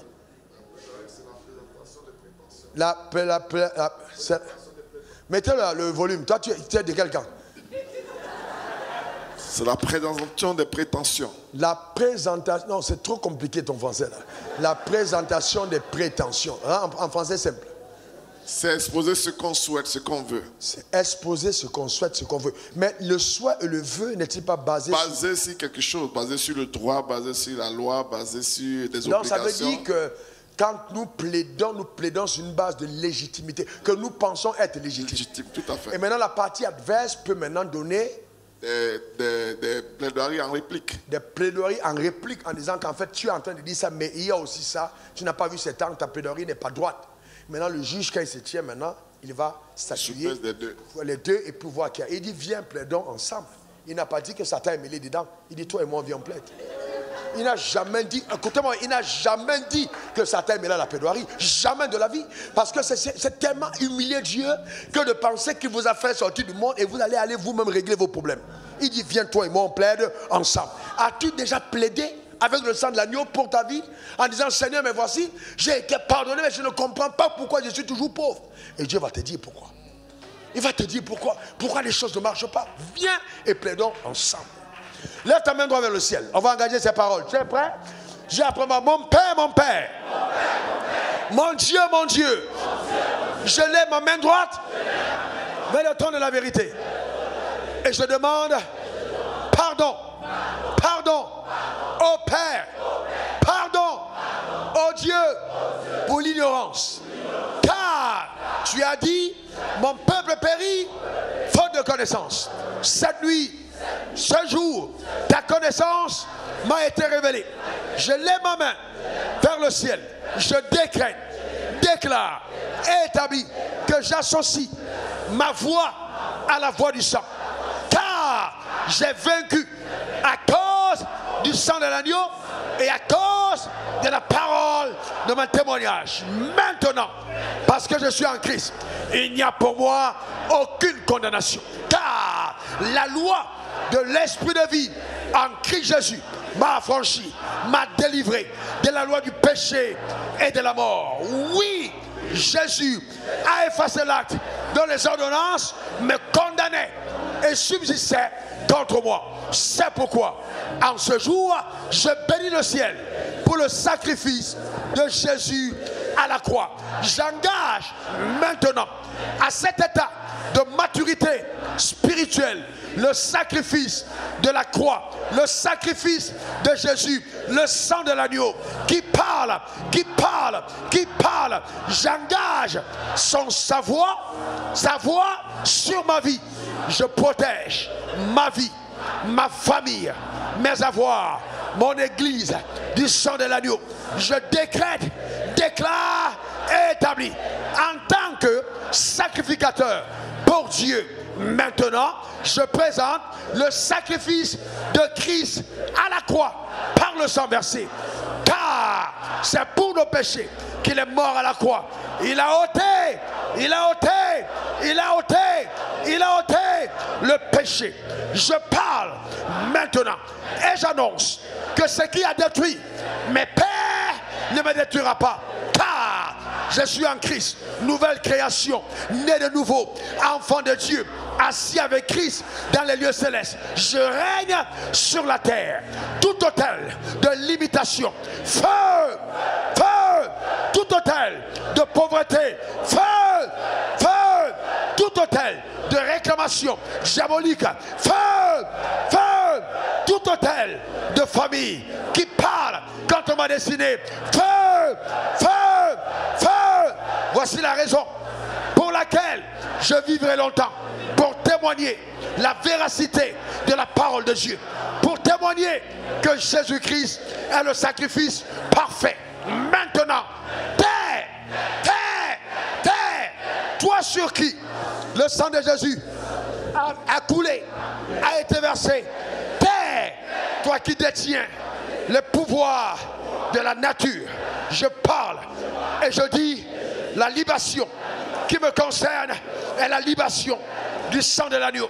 Quelles que soient les libations qui ont été faites par mes parents, les alliances contractées par mes aïeuls, je me déconnecte, je me désolidarise, je n'appartiens plus à cette lignée, c'est terminé. Ce qu'ils ont dit sur ma famille n'arrivera pas, n'arrivera pas, n'arrivera pas dans ma vie. Bien au contraire, je reprogramme ma famille dans la lignée de la bénédiction abrahamique. J'appelle maintenant la manifestation de la bénédiction héréditaire à cause du sang de l'agneau. Que la bénédiction soit le partage de tous les membres de ma famille, en commençant par moi. Je suis béni dans la ville, je suis béni dans les champs, je suis béni le jour, je suis béni la nuit. Tout ce que je fais prospère par la grâce de Dieu. Les mains vers le ciel.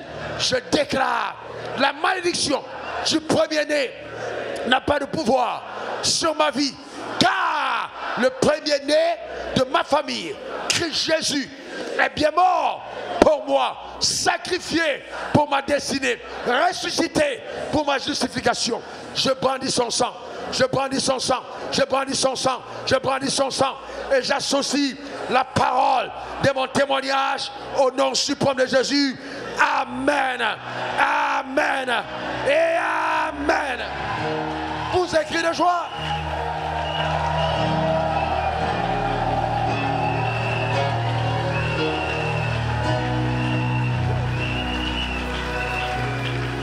Frères et sœurs, s'il y avait une autre vérité, ma main droite est levée vers le ciel, devant le Dieu que je sers et que je crains.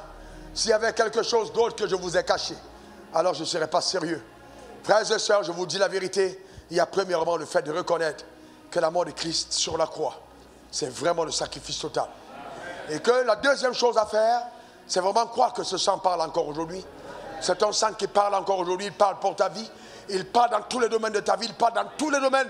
La troisième chose à faire, c'est d'associer ta parole et de dire ces choses. De dire, par ta parole, tu seras justifié. Par ta parole, tu seras condamné. Mais de quoi sommes-nous justifiés? Des accusations, des réclamations, des malédictions, de toutes ces choses qui pesaient sur nos familles. Par nos paroles, nous anéantissons cela au nom suprême de Jésus. Donne-moi encore ton meilleur amen. Dis encore amen. Écoute, je veux voir la main de quelqu'un qui sait que la sorcellerie ne pourra pas le tuer. Déclare après moi, la sorcellerie n'a pas de pouvoir sur ma destinée. Encore. Écoute. Écoute-moi bien, baisse ta main maintenant, écoute-moi très bien, écoute-moi très bien. Écoute, je veux voir la main de quelqu'un qui croit véritablement que les hôtels de famille, non seulement, écoute-moi bien, c'est bien d'être affranchi des hôtels de famille, mais on va plus loin, on doit les détruire. Je suis parti au village récemment. Vous savez, j'aime mes frères.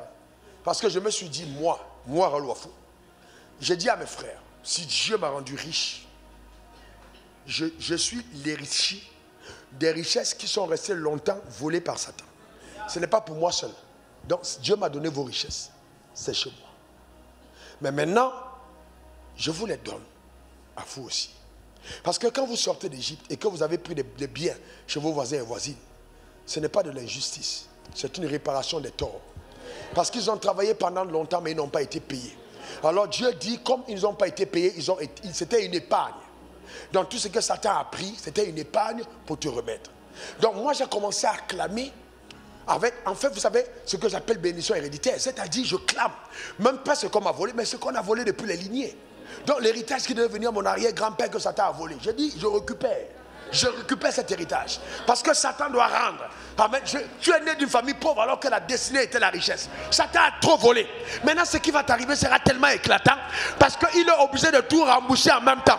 Donne-moi encore ton meilleur amen. Reçois cela au nom de Jésus. Dis encore amen. C'est pourquoi écoutez-moi bien. Vous savez, voici un autre problème. Ne vous cachez pas quand Dieu vous a béni.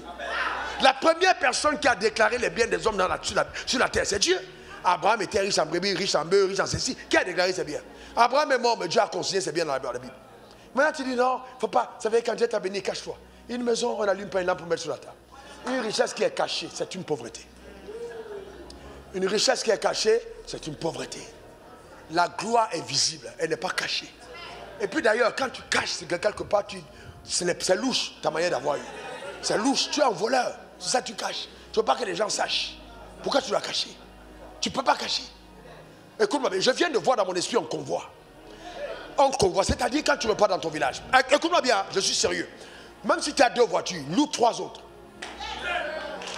Écoute-moi bien, loue 3 autres. Parce que tu sais que depuis des générations, personne n'a percé dans ton village. Tu fais 3 autres, tu amènes tes amis. Vous entrez au village, en convoi. Tu gares là où tes parents ont grandi. Tu organises à manger. Et on dit c'est qui ça? On dit c'est le fils d'un tel. On dit mais dans cette famille personne n'a jamais été comme ça. En fait l'autel de la croix a rendu ta vie à une autre dimension. Donne-moi encore ton meilleur amen. Dis encore amen. Frères et sœurs, attends, vous voulez que je vous dise quelque chose? Est-ce qu'on peut comprendre ça? Est-ce que tu peux comprendre? Je te pose une question. Ces gars qui sortent le même jour de l'Égypte avec des richesses, qui sortent, ils ont été enrichis en combien de temps? Non, s'il vous plaît, répondez-moi. Ils ont été enrichis en combien de temps? En une journée. En une nuit. Les gars sortent, même pas une journée, moins de 24 heures. Les gars sortent avec des biens. Pourquoi? Parce que le sang de Christ a parlé. Le sang des boucs, le taureau. Mais si le sang de Jésus parle, pourquoi tu vas attendre 20 ans avant d'être riche? Ta manière de dire amen m'embête. Dieu ne va pas attendre les derniers jours de ta vie pour te rendre riche. S'il attend ta vieillesse, c'est que quelque part il se moque de toi. Pour dire que tu as dit que je ne pouvais pas faire. Prends maintenant la vie. Et puis tu n'as plus le temps. Tu peux même plus. Puis tu te rappelles. Ce ne sera pas ton partage.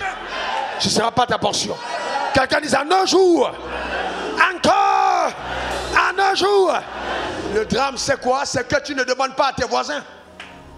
Tu aimes tellement le bon voisinage que tu ne veux pas déranger. Il a dit tout à l'heure qu'il y a toujours un voisin qui nous embête. Soit le voisin qui embête. Qui embête et qui récupère ce qui est à toi. Il faut des stratégies, il faut des marchés, il faut des idées. Tu montes ton business. Quand quelqu'un devient riche, il y a quelqu'un qui est devenu pauvre. Quand quelqu'un devient riche, c'est qu'il y a des gens qui deviennent pauvres. Parce que la richesse change de propriétaire. Et là, je suis en train de dire que la croix a percé les mains de Jésus. Pour que ta main commence à avoir de l'argent. J'interdis à ta vie. Je t'interdis d'être pauvre. Je maudis la pauvreté sur ta vie. Ta manière de dire amen m'embête. Je maudis la pauvreté. Je maudis. Je maudis. Je maudis. Je maudis. Je maudis. Je maudis. Au nom suprême de Jésus. Tu n'es pas pauvre. Donne-moi encore ton meilleur amen. Dis encore amen.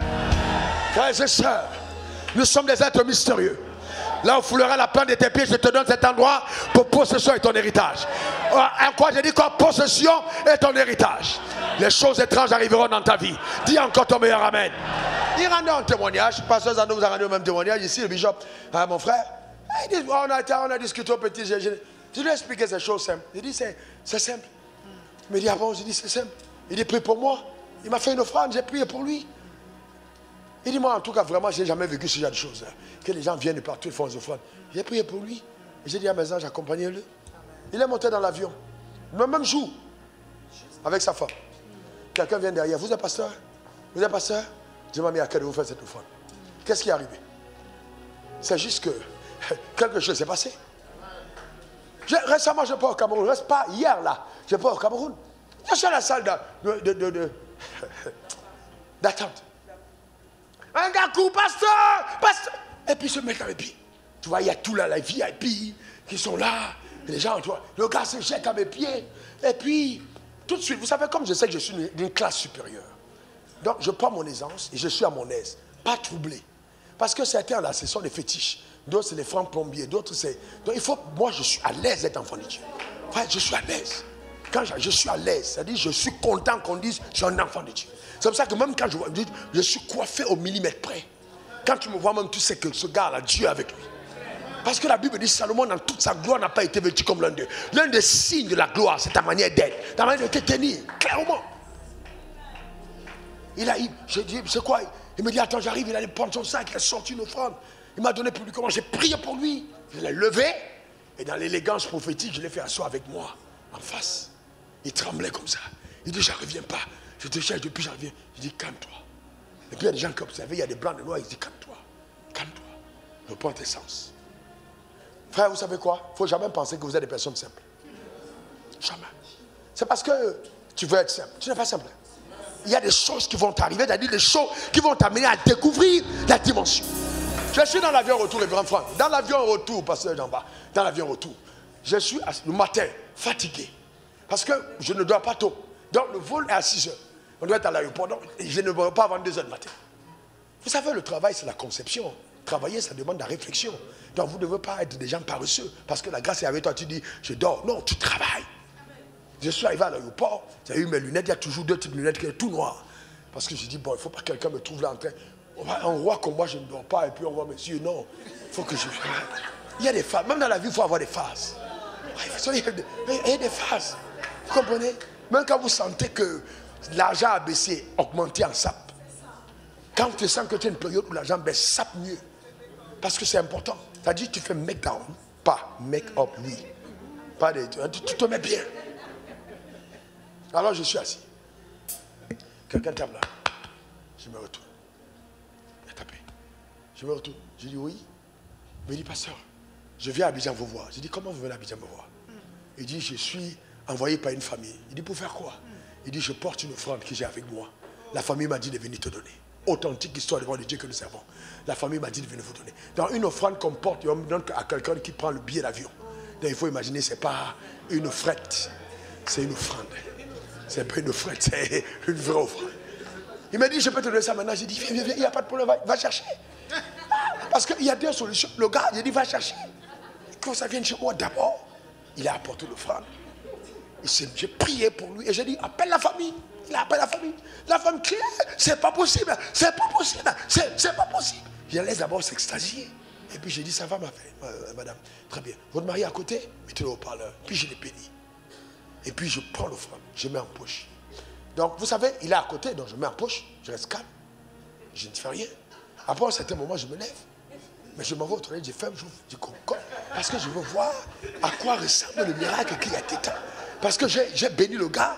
Il y a des gens qui font ça, ils mettent une enveloppe costaud et c'est les billets de 500 qui sont pleins. Donc quand ça touche ta main comme ça, c'est lourd. Tu penses que c'est lourd, mais c'est 100 000. Mais là, c'était les billets de 10 000. Une enveloppe qui pèse. Alors j'ai rendu grâce à Dieu. Vous savez que vous parlez au sol, vous attirez des richesses. Donne-moi ton meilleur amen. Vous attirez des richesses. Je lève ma main vers le ciel. Déclare pour moi, je lève ma main vers le ciel et je parle sur ma vie. Je ne suis pas pauvre, je ne serai plus jamais, car le sang de Jésus parle en ma faveur. J'asperge le sang de l'agneau sur le sol. Je parle à ce sol. Terre, terre, terre. Donne-moi le meilleur, donne-moi le meilleur, donne-moi le meilleur. Dans le nom suprême de Jésus. Amen 3 fois. Donne-moi ta caméra. Que tu sois en France, que tu sois en Guyane, que tu sois en Martinique, que tu sois en Guadeloupe, que tu sois au Canada, que tu sois aux États-Unis, que tu sois à Dubaï, que tu sois au Congo, au Tchad, en République dominicaine, en République centrafricaine, au Sénégal, en Gambie, que tu sois quelque part en Guinée-Bissau, que tu sois en Guinée, que tu sois quelque part au Cap-Vert, que tu sois au Sénégal, que tu sois quelque part au Cameroun, que tu sois au Tchad, que tu sois en République centrafricaine, que tu sois en République dominicaine. Je veux parler sur ta vie maintenant. Je veux dire que là où tu te trouves par la grâce de Dieu, à cause de ton engagement par la foi, dans le nom suprême de Jésus, et les déclarations de cette parole, la terre de ton pays te livre ses meilleurs fruits au nom suprême de Jésus. Tu n'es pas étranger quelque part. La gloire de Dieu est ton partage. Reçois-la au nom suprême de Jésus. Et à nous qui sommes ici en présentiel, que la gloire de Dieu, la gloire de la victoire de la croix soit le partage de chacun d'entre nous. Que tout autel satanique qui a parlé contre ta vie soit réduit au silence. Que le sang qui a coulé à la croix embrase les autels de ta famille. Dans le nom suprême de Jésus. Plus de limitations. J'appelle plus de limitations. Encore plus de limitations.